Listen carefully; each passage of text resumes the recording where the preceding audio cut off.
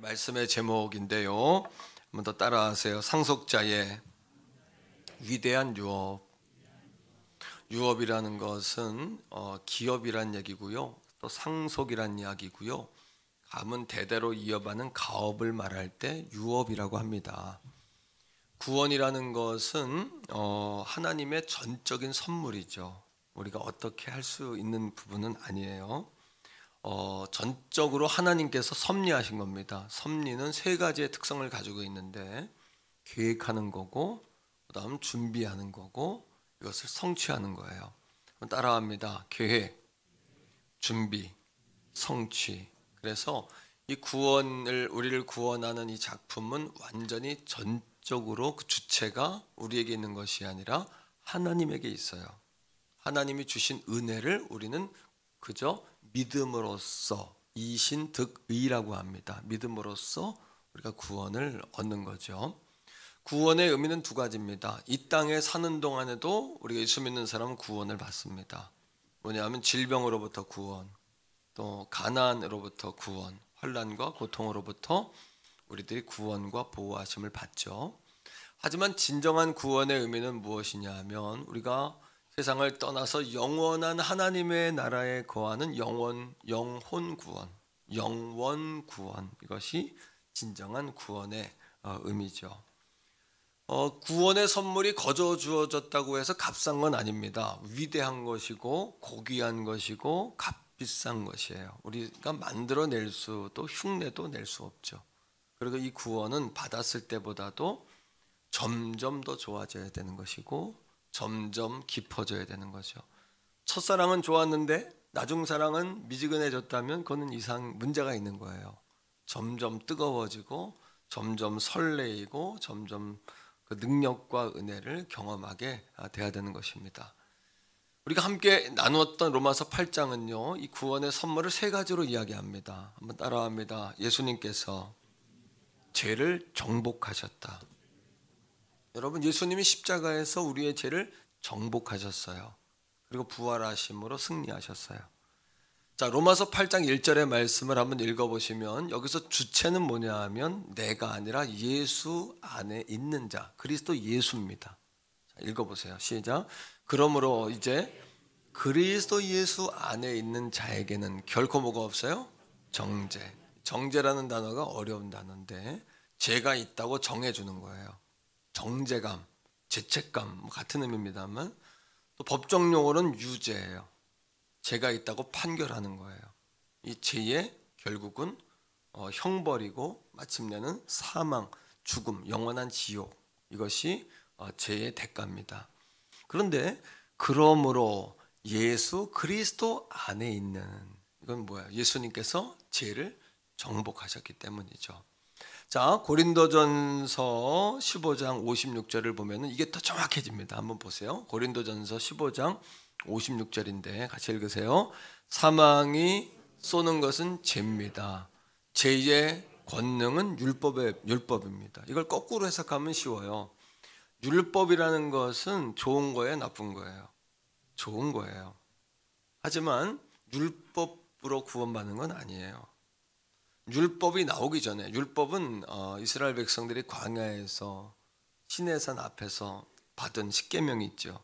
그것으로 십계명이 바로 율법입니다. 십계명을 통하여 파생된 수천 수만 가지의 법들이 율법이에요.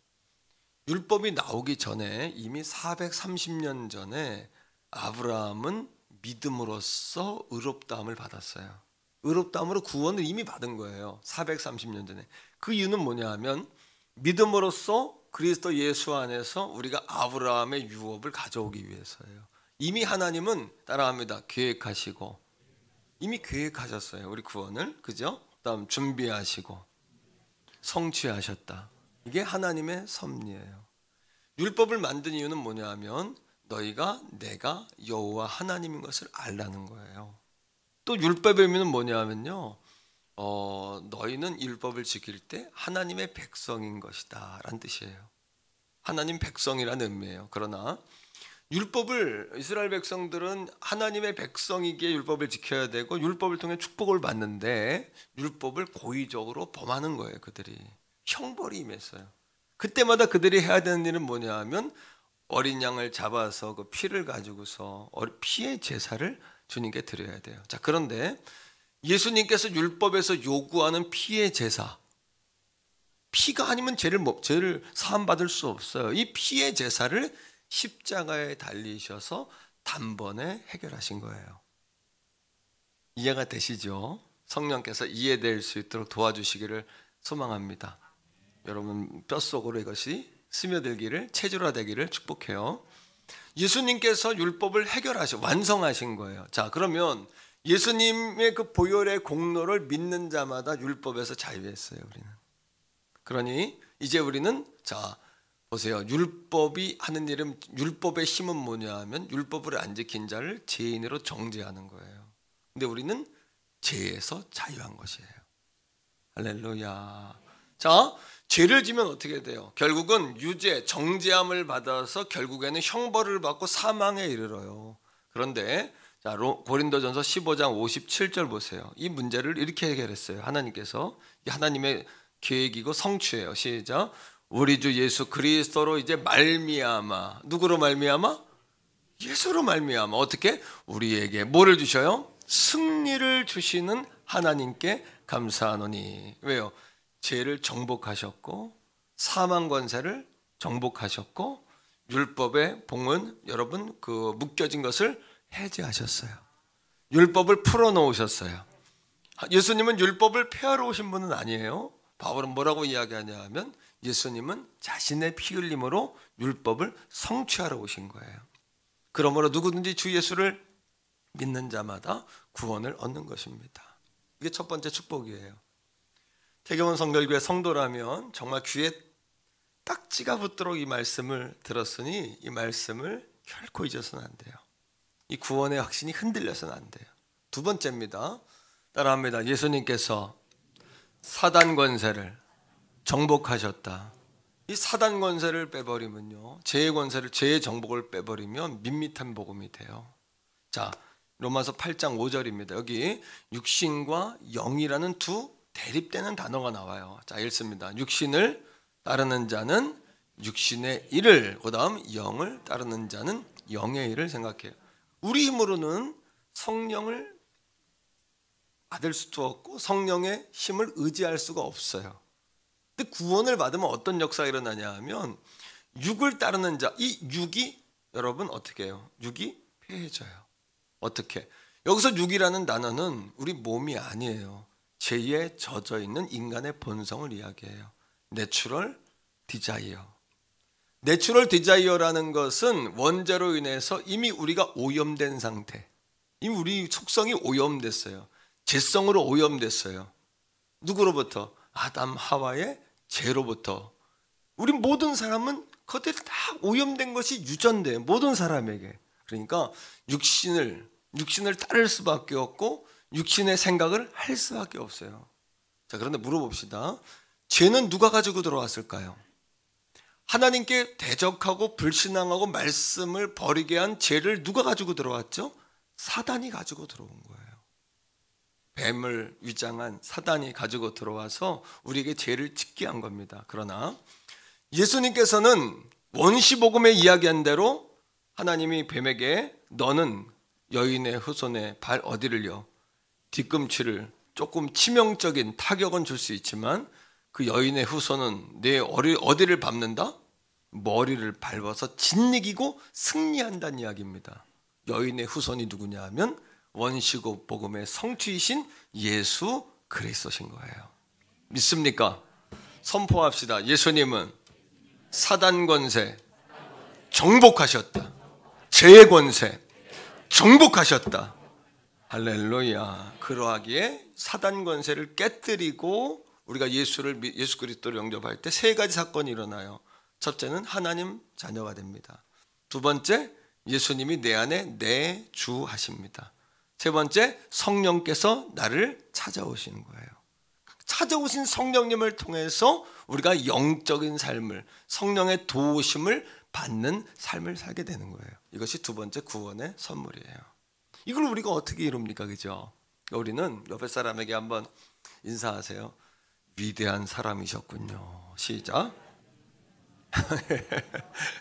위대한 사람이에요. 놀라운 사람이에요. 여러분 세상을 향해 쫄지 마세요. 아내들이요 남편들을 위대한 사람으로 대접하세요. 남편들이요 아내들을 위대하게 보시기를 축복해요. 서로 위대하게, 우리 서로 위대하게 여기셔야 돼요. 세 번째 축복은 뭐냐 하면, 그동안은 우리가 율법 아래에 있을 때는 늘 쫄아 있어요. 왜? 아유 나는 죄인이니까 너무 우리가 죄 가운데 하나님 앞에 오면 두려워. 막 벌벌 떨어. 예배도 안 드리면 벌 받을까 봐 예배 드리고, 예물도 안 드리면 벌 받을까 봐 막 드리고, 충성도 순종도 막 벌 받을까 봐 해요. 근데 이제는 율법을 예수님이 성취하셨잖아요. 그리고 하나님을 따라합니다. 아빠, 아버지, 아버지도 아니고 아빠, 친근한 애기들이 부르는 아빠 따라해요. 아빠. 예. 아빠 없으세요? 아빠. 딸들이, 아들들보다 딸들이 아빠 하고 아빠들한테 팍 안기잖아요. 딸들이. 남자애들은 아빠 그렇지만 여자애들은 이렇게, 여러분 그죠? 그렇게 하잖아요. 그 느낌 알죠? 예? 탁 안기죠. 아빠. 그거예요. 뭐예요? 아빠가 보고 싶은 거예요. 이제는 예수 안에 우리가 자유했으니까 보고 싶은 거예요. 보고 싶어서 예배하고, 드리고 싶어서 드리고. 과거에는 누가 하면 나도 했어요. 율법적이니까. 과거에는 누가 안 하면 나도 안 해요. 율법적인 신앙에 있을 때는. 왜? 율법의 특성은 뭐냐면 비교해요. 서로. 누군 했다 못했다. 그리고 공로의식. 막 공로의식을 가지고 사람들을 정죄해요. 그러나 우리가 복음으로 자유하게 된 이상은 우리가 뭐예요? 하나님의 거룩한 정말 자녀가 된 거예요. 위대한 존재예요. 갈라디아 4장 7절인데 한번 읽어보세요. 자, 같이 읽어요. 그러므로 내가 이제부터 뭐예요? 무서워하는 종이 아니란 말이에요. 무서워하지 마세요. 자, 그 다음에 시작. 아들이면 하나님으로 말미암아 유업, 상속, 기업, 가업. 할렐루야. 얼마나 여러분 배포를 가지세요. 지는 것 같지만 이기는 자고. 그죠? 쫄지 마세요. 위대한 존재고. 자, 상속자에게는 세 가지 축복이 따라와요. 그럼 위대한 유업 세 가지가 뭘까요? 첫째는 뭐냐 하면 우리가 하나님의 아들이 된 겁니다. 이게 복음의 절정이에요. 자, 로마서 8장 17절, 오늘 본문이 한 절인데 전반부 후반부인데 전반부만 읽을게요. 시작. 자녀이면 뭡니까? 또한 상속자, 곧 하나님의 상속자요 그리스도와 함께한 상속자예요. 자녀이면 아빠라고만 부를 수 있는 게 아니라 아빠께 내게 되는 거예요. 아빠에게 얻을 것이 있는 거예요. 유업, 가업을 잇는 거예요. 우리가 복된 존재예요. 아멘이십니까? 그런데 왜 여러분 성경은 하나님의 딸하고 말하지 않고 아들이라고 말할까요? 당시 로마서를 기록할 당시에 바울 목사님이 기록할 때 로마의 상속은 딸은 못 받아요. 아들만 받아요. 그러니까 예수 믿는 모든 사람들을 다 뭐라고 부른 거냐 하면 상속권을 받을 수 있는 그 여러분 특권에 초점을 맞춰서 딸도 아들이고 아들도 아들인 거예요. 이건 남녀의 구분이 아니라 권한에 대한 의미로서 우리를 따라합니다. 하나님의 아들. 옆에 있는 분에게 이제 한 번 더 인사합니다. 딸들도 하나님의 아들이시군요. 시작. 하나님의 아들이시군요. 다 아들이에요. 딸도 아들이에요. 하나님 앞에서. 왜? 그 상속권을 부각시키고 거기에 바울 목사님이 딱 이렇게 돋보기를 딱 비춘 거예요. 그래서 우리 모두는 아들, 딸 상관없이 다 그 권한으로 아들이 된 겁니다. 말씀 속에서 볼게요. 갈라디아 3장 26절 27절인데 26절부터 보세요. 자, 보세요. 26절 시작. 너희가 다 뭐로? 믿음으로 해요. 아브라함이 430년 전에 믿음으로 의롭다함 받았잖아요. 그 다음에 시작. 그리도 믿음으로 예수 안으로 들어가. 예수님 내 안에 오시는 거예요. 그렇죠? 그 다음에 시작. 하나님의 뭐가 되었다? 할렐루야. 이 갈라디아서 다 바울 목사님이 기록했는데 갈라디아서 강해를 우리가 2020년 4월에 했던 거 기억하세요? 3, 4월에 그 말씀을 제가 많이 인용을 하는데 다 연관성이 있어요, 이게. 자, 여러분, 우리가 남성도 여성, 이제 남녀가 아니라 하나님의 상속을 받는 이제는 권한이 있는 자로 우리가 바뀐 거예요, 다. 자, 27절에 자, 그다음에 어떻게 하나님 자녀가 되기 위해서 세례 받죠? 육적인 세례도 받지만 영적인 세례도 받잖아요. 같이 읽습니다. 시작. 누구든지 그리스도에 합하기 위한 뭐를 세례를 받는 자는 이제부터 그리스도로 옷 입는다는 건 네 가지 의미가 있습니다. 첫째는 뭐냐면 옷을 입었다는 것은 그 사람의 직업을 이야기해요. 군인은 군복 입어요. 육군은 육군복, 해군은 해군복, 공군은 공군복, 경찰 공무원들은 경찰복 입죠. 소방대원들은 소방복 입죠. 이렇게 복장은 그 사람의 직분을 이야기하는 거예요. 그리스도로 옷 입었다는 것은 우리 모두가 이젠 그리스도인으로 작은 예수로 살아야 된다는 이야기예요. 두 번째, 옷이라는 것은 우리의 몸을 보호해줘요. 우리의 몸을 보호해. 추우니까 막 옷을 막 두껍게 입고 이제부터 하나님의 아들이 되면 그리스도가 나와 동행하시면서 성령이 우리를 보호하시는 줄로 믿습니다. 여러분 혼자가 아니에요. 너무 혼자라고 생각하고 우울해하지 마세요. 우리 한번 따라하세요. 성령님 함께 하셔서 고마워요. 혼자라고 생각하니까 마른 막대기 같고 사람이 배짝배짝 마르잖아요. 성령님 같이 말씀을 전해주셔서 감사해요. 성령님 말씀 전하면서 지혜 주셔서 감사해요. 이렇게 혼자가 아니에요. 저도 성령님이 함께 다 하시는 거예요. 조금 있다가 성령님만 함께 하는 게 아니에요. 조금 있다가 말씀을 또 드릴 텐데 잘 들으세요. 오늘 말씀을. 자, 세 번째는 뭐냐 하면요, 옷을 입었다는 것은 수치를 가려줘요. 부끄러운 걸. 우리의 죄를 가려주시는 거예요. 그래서 옷은요 몸하고 항상 동행해요. 밀착돼 있어요. 주님이 우리와 동행하신다는 의미가 있는 거예요. 이게 바로 상속자들의 첫 번째 권세요, 특권입니다. 두 번째, 상속자가 받는 복입니다. 그것은 뭐냐면 따라합니다. 아브라함의 복을 받는다. 갈라디아 3장 29절인데 자, 한번 읽어봅시다. 시작. 너희가 그리스도의 것이면 곧 아브라함의 자손이요 약속대로. 바울 목사님은 갈라디아 교회에도 계속해서 이 복음을 전하고 있어요. 너희가 그리스도에게 속했다. 아까는 그리스도 안에서, 이번에는 그리스도의 것이면, 아까는 또 그리스도와 함께. 그러니까 따라해요. 오직 예수, 과연 예수, 다만 예수. 아멘. 이거 외에는 없어요. 오직 예수 아니면 뭐가 어쨌다고요. 껍데기죠. 그러니까 우리는 한 번 더 따라해요. 내가 좋은 것보다 모두가 좋은 것. 이건 늘 생각하셔야 돼요. 근데 여기서 끝나면 안 돼요. 그리스도. 세상 사람들은 나보다 모두 공정, 공평, 공유, 뭐 요즘 그죠? 공유, 기업, 공정사회 다 나보다 모두예요. 이 시대의 핵심은. 그런데 그리스도인은 따라합니다. 모두보다 하나님이 기뻐하시는 것. 이거에 날마다 관심을 가져야 돼요. 하나님이 뭘 기뻐하실까? 때로는 내가 기뻐하는 거가 아니라 남이 기뻐하는 거, 모두가 기뻐하는 것보다 하나님이 기뻐하는 걸 위해 살다 보면은 때로는 고독할 때도 있어요. 그게 바로 상속자들이 받는 고난이에요. 그것이 그리스도 함께 받는 고난인 것이에요. 자, 여러분, 아브라함의 복을 받는 겁니다. 우리가 아브라함의 복 5가지입니다. 아브라함의 복은 오늘 잘 배우세요. 복이 뭔지.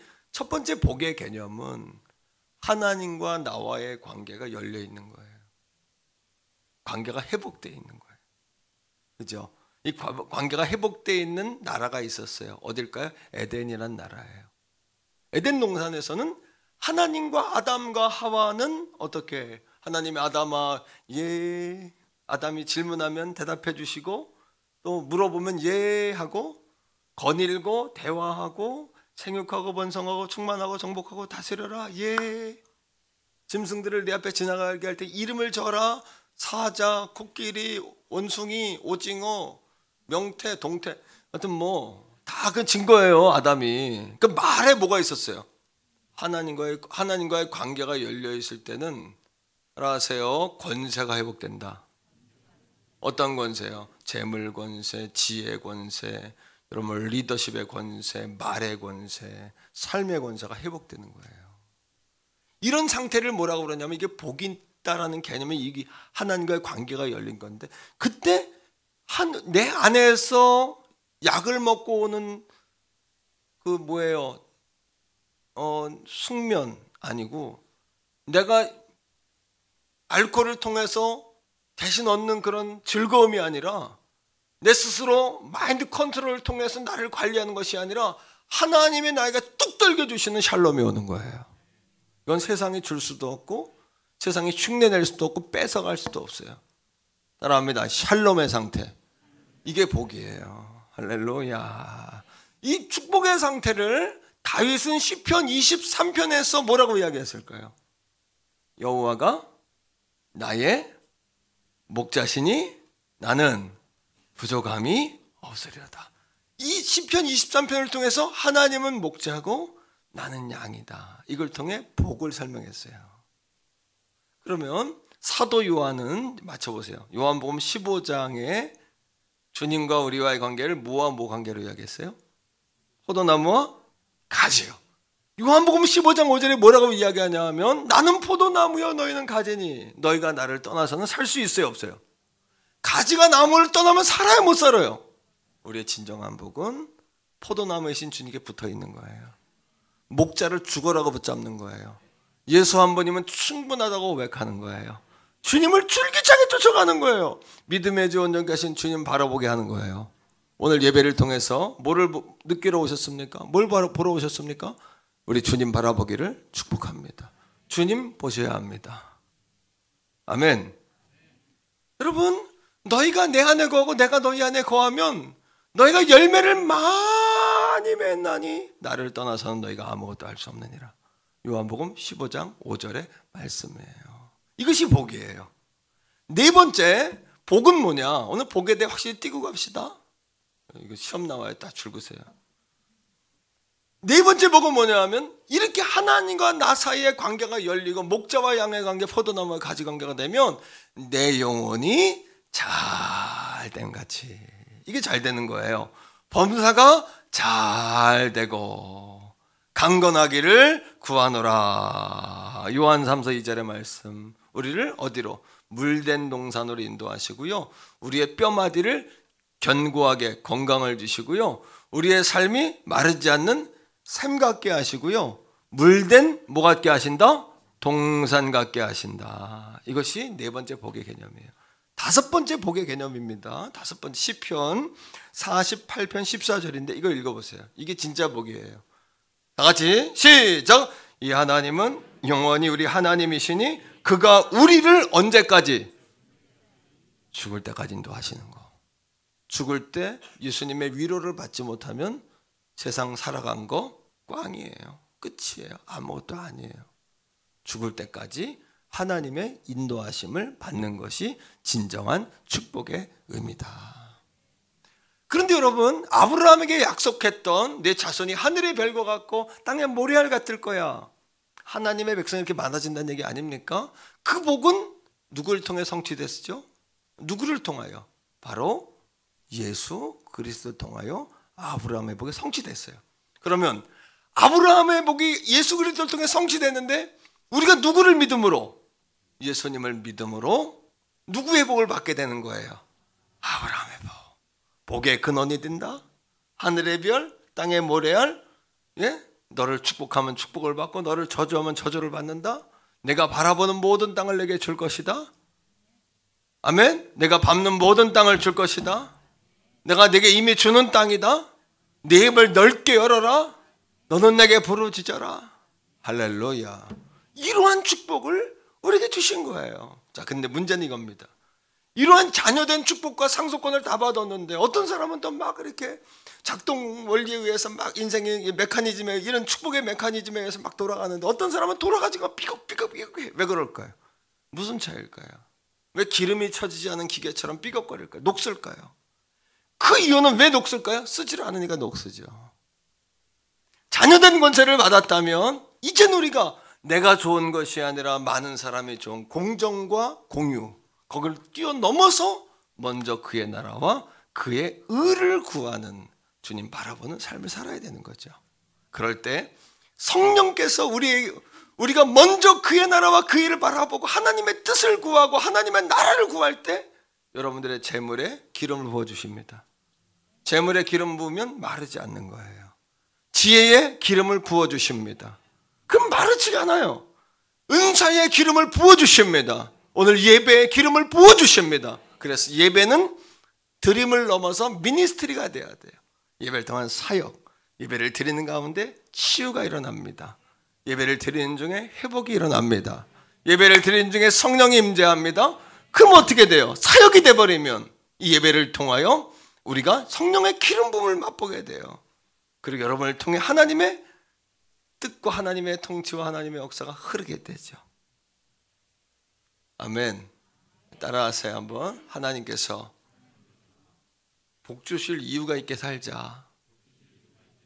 복 주실 이유가 없으면 왜 거기다 붓겠어요? 하나님이 여러분 달란트 비유에도 이야기하지 않습니까? 악하고 게으르다고 이야기하잖아요. 하나님 주신 권세와 상속권과 특권을 가지고 땅에 묻어두면 악하고 게으른 겁니다, 여러분. 그걸 통해서 하나님의 역사를 굴러가게 하세요. 하나님의 역사가 작동되게 하세요. 여러분의 인생을 통해 물꼬를 여세요. 성령이 기름 부으시도록 일하세요. 할렐루야. 우리가 자녀가 되었는데도 왜 여러분 인생이 자꾸 이렇게 쪼그라들고 어렵죠? 자녀된 권사가 있다고 배웠는데 그 이유는 거기서 머물러 있기 때문이죠. 믿음은 가졌지만 믿음을 써먹질 않는 거예요. 문제는 믿음을 발휘해보질 않아요. 기도해야 되는 거 하지만 기도하지 않습니다. 믿음대로 될지어다 믿음대로 하지 않습니다.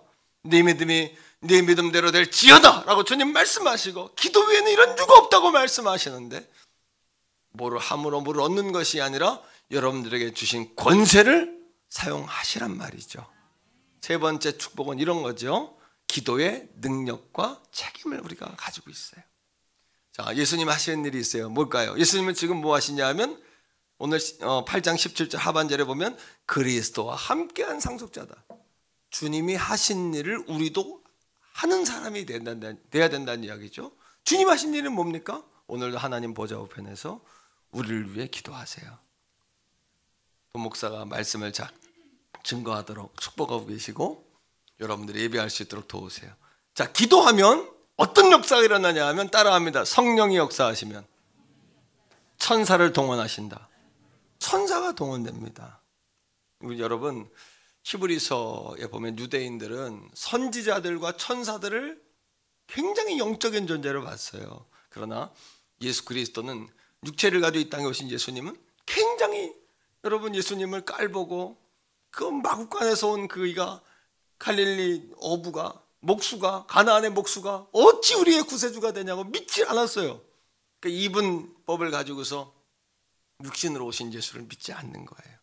그리고 뭐야? 천사, 선지자만 아주 이렇게 치는 겁니다. 그러니까 사도 바울이 히브리서 1장 14절에 이렇게 이야기합니다. 읽어보세요. 히브리서 1장 14절입니다.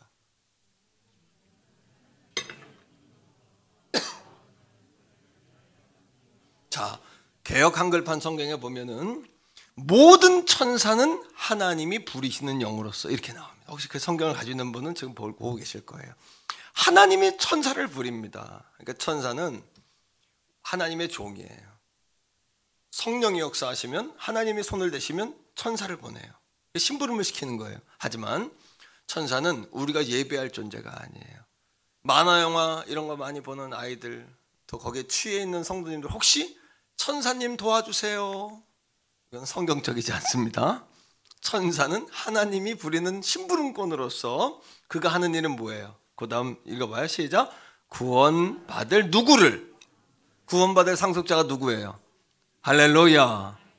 오늘 이 아침에도 천사들이 찾아와 있어요. 아멘. 천사들이 하는 게 뭡니까? 우리의 찬송을 주님께로 올려드려요. 요한계시록에도 보면 여러분 천군 천사들이 하나님 보좌를 나는 거예요. 이사야도 환상 가운데 천사가 성전에 가득한 것을 보았어요.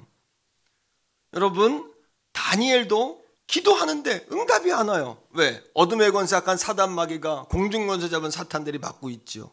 그때 천사들 가운데 천사들이 천군, 천사라는 것은 천군사란 이야기예요. 숫자로 어마어마한 군사란 이야기예요. 셀 수 없다는 이야기예요. 성경에서 말하는 천이라는 숫자는, 그러니까 현재보다 1000배나 복준다는 건 여러분 1, 2, 3, 4의 천이 아니라 우리가 상상도 못하는 하나님 사이즈거든요. 그들을 다스리는 천사가, 그들을 이끄는 리더인 천사가 있어요. 그는 미가엘입니다. 미가엘이 군대 장수예요. 군대 장관인데 미가엘 천사가 사탄 마귀를 물리치고 하나님의 소식을 가지고 오지 않습니까? 예수님의 어머니 마리아에게 가브리엘 천사가 임신한 것을 고지해 주지 않아요? 야곱이 도망가다가 여러분 들에서 돌을 베고 누웠는데 천사가 하나님 나라와 자기를 잇는 사닥다리를 뭐하고 있어요? 오르락 내리락 하지 않아요? 엘리야가 지쳐 넘어졌을 때 하나님 천사를 보내서 그를 어루만지고 먹을 것을 주어서 그를 일어나도록 힘을 주지 않습니까? 오늘도 천사는 우리의 대상, 숭배의 대상이나 천사님 도와주세요 이렇게 기도하시면 안 돼요. 잘못된 거예요. 하지만 하나님께서 오늘도 여러분 담임 목회자가 말씀을 전하도록 천군 천사를 좀 보내셨어요. 보이시죠? 안 보이세요? 정말 안 보이세요? 저도 안 보여요. 하지만 느껴지는 거야. 왜? 내 힘으로는 이렇게 설교할 수가 없어요. 저는 부끄러움이 많은 컨트리보이예요. 강원도 행성군, 행성군, 읍상일이 276-3번지예요. 쑥스러움이 많고 서울 처음 올라왔을 때 지하철을 나갈 때 이걸 꽂잖아요. 그죠? 티켓을 꽂질 못해가지고 몇 번을 사람들이 이렇게 가면 뒤에서 보고 있다가 떨려가지고 구멍을 못 맞추는 거야. 이걸 또. 그 나는 할 수 없는 사람이에요. 발음도 혀 짧은 소리를 냈었어요. 우리 어머님 제가 전사님 때 설교하는 걸 처음 들으시고는 작전기도 하셨다 그래. 혀 짧은 소리 때문에. 긴장하니까, 원래 혀 짧은 소리 내는 게 아니라 긴장하니까 혀 짧은. 근데 제가 아나운서까지 한 사람 아닙니까? 사랑하는 성도들이요, 제 힘을 할 수 있겠어요? 주님이 도와주시니까 천사들을 보내가지고 오늘도 여러분 옆에 천사들이 앉아가지고 은혜 받아라, 은혜 받아라, 은혜 계속 이렇게 여러분들에게 감화 감동하는 거예요. 아멘. 사랑하는 성도님, 피의 여왕이라고 부르는 메일이라는 여왕이 있었어요. 그가 국교에서 신교로 바뀌어질 때 국교화가 될 즈음에 청교도들을 막 수십만을 죽였어요. 수천만을. 그때에 존 낙스라는 하나님의 종이 메리 여왕 앞에 가서 외쳤습니다. 당신 이렇게 하나님 앞에 죄를 범하고 하나님은 무서운지 모르다가 하나님 벌 받습니다. 실제로 이 메리란 여왕이 병에 걸려 죽습니다. 존 낙스를 감옥에 가둬놓고, 여러분, 병에 중병 걸려 죽게 됐을 때 애굽의 바로처럼 존 낙스를 석방을 시켜주면서 한 얘기가 있어요. 위대한 이야기를 했는데 무슨 이야기를 했냐면 영국의 100만 군대보다 존 낙스 한 사람의 기도가 더 무섭다. 거기서 나온 이야기가 뭐냐 하면 기도하는 한 사람이 기도 없는 한 민족보다 위대하다. 상속자의 세 번째 특권은 우리에게 기도의 특권이 있는 거예요.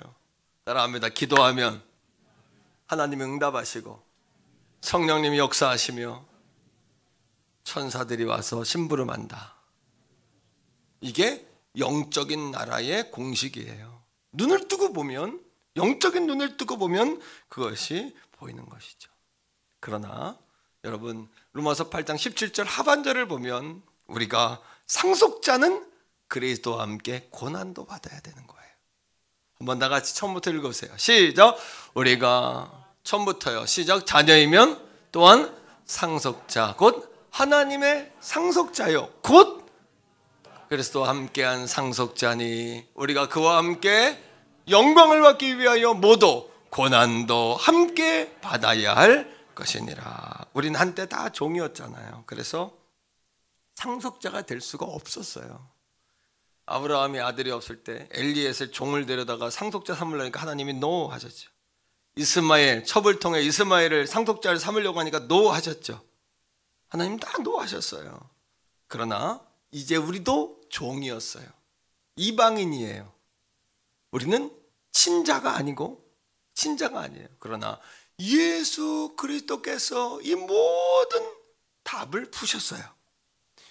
율법의 봉인을 해제하셨어요. 율법의 답을 넘어서게 하셨어요. 그래서 누구든지 예수 그리스도를 믿음으로 아브라함의 복을 받고 뭐가 돼요? 하나님의 자녀로 입양되는 것이에요. 아멘. 무서워하지 않아도 돼요. 그러나 우리가 이러한 상속자일 뿐 아니라 감사해서 우리가 하나님을 찬양할 뿐만 아니라 고난도 우리에게 있는 것이죠. 일본에서 사역하시던 선교사님이 한국에 들어오셨어요. 오대식 선교사님이라고. 그분이 이제 높은 뜻 정의교회 담임으로 있다가 지금은 높은 뜻 브런치들이잖아요. 거긴 그 교회에 지금 한 군데 맡고 계세요. 독서 있는 교회 맡고 계신데, 그분이 일본에서 목회할 때 어느 교회에 헌신예배 초대를 받았어요. 남전도의 헌신예배인데 이제 일단 참여해서 설교를 하기 전에 특송하지 않습니까? 설교를 특송하러 나왔는데 남자 셋이 머리는 스포츠 머리 깍두기 스타일에, 여기에는 막 시커먼 용문신 같은 게 막 있고, 옷은 쫄쫄이 티, 라운드에 쫄쫄이 티를 입고 그들이 나오는데 누가 봐도 뭐예요? 야쿠자예요. 어마무시한 그들이 와서 찬양을 하는데 눈을 감으면 또 은혜가 돼요. 눈을 뜨면 시험이 자꾸 와요. 아, 저런 이들이 교회 와가지고 믿었으면 똑바로 옷을 입고 쫄쫄이 티에 용문신에 반바지에 또 다리까지 쫄쫄이를 끌고 와가지고 저게 뭔가. 찬양이 끝나고 나서 그 중에 보스격인 한 남자가 탁 나오더니 그러더랍니다. 여러분 놀라셨죠? 우리는 여러분들이 예측한 대로 야쿠자입니다. 우리는 세 가지 공통점이 있습니다. 첫째, 우린 야쿠자입니다. 두 번째, 그런데 우리 세 명 다 예수 잘 믿는 한국 여자를 만났습니다. 한국 여인들이 금식하고 철야하고 매 맞고 찢기고 집에서 쫓겨나고 하면서도 끝까지 포기하지 않고 우리에게 예수 복음 전해서 우리가 예수 믿게 되었습니다. 세 번째, 우리겐 공통점이 있습니다. 세 사람이 똑같이 왼손으로 올리는데 왼손에 새끼손가락이 없는 거예요. 일본 사람들은 이게 무슨 얘기인지 다 알잖아요. 예수를 믿고 보니까 가책이 오니까 조직 보수를 찾아가가지고 여기 야쿠자 그만하겠다고. 처음엔 믿어주지 않는 거죠. 자꾸 이야기하니까 보수가 조직원들을 다 모아놨어요. 그리고 탁자 위에다가 칼을 꺼내서 칼을 딱 꽂는 거예요. 이게 뭘 의미하는지 아시죠? 조직에서 나가려면 하나씩 끊고 나가라는 거죠. 이 세 명의 야쿠자가 예수를 만나고서 그들 앞에 칼을 꽂고 새끼손가락을 자르고 조직에서 나온 거예요. 사랑하는 성도 여러분, 우리가 그리스도와 함께 영광받기 위하여 고난도 함께 받아야 돼요. 여러분들은 예수님을 위해 한 주간 무엇을 잘랐습니까? 자존심 잘라냈습니까? 혈기 잘라냈나요? 여러분, 죄 잘라냈나요? 의심 잘라냈습니까? 여전히 여러분 자기만 생각하는 그 이기심 잘라 좀 냈습니까? 잘라내야 됩니다. 우리가 그리스도의 상속자라면 그리스도와 함께 고난도 받을 줄 알아야 하는 것이죠. 이제는 고난을 원망하지 말 것이며 주님으로 인한 고난이라면 환영합시다. 고난을 잘 통과하고 승군과 같이 나옵시다. 그리고 승군처럼 빛나는 상속자들이 다 되십시오. 그리고 마침내 성경이 말하는 것처럼 예수 그리스도와 함께 왕 노릇하십시오.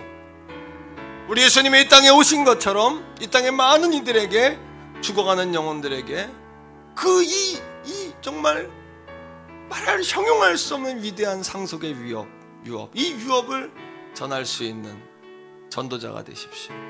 메시지를 전해내십시오. 사랑하는 성도들이요, 과거 터툴리아는 사람들을 전도할 때 그리스도인처럼 사랑하는 사람을 보셨습니까? 그럼 사람들이 고개를 끄덕이고 교회로 왔다는 거예요. 그리스도인처럼 희생하는 사람 보셨습니까? 고개를 끄덕이고 예수님 앞에 왔다는 거예요.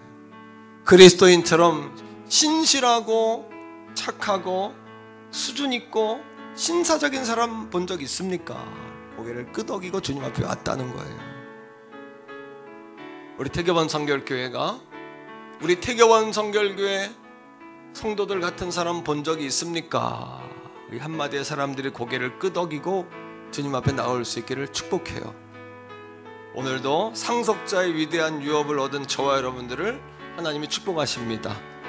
성령께서 도와주십니다. 할렐루야. 우리 주여 한 번 모르고 기도할 때에 끊어낼 거 끊어냅시다. 자존심, 불순종, 의심 끊어냅시다. 그리고 견고한 확신과 믿음을 달라고 기도합시다. 이전 것은 지나갔어요. 오늘의 나를 깨뜨려야 내일의 나로 발전해요. 오늘의 나를 비워야 새로운 걸 담을 수 있잖아요. 잡동사니로 가득한데 어떻게 신선하고 새로운 걸 담겠습니까? 새술은 새부대에 담아야 되는 거 아니겠어요? 주여 한번 부르고 우리 뜨겁게 한번 기도하겠습니다.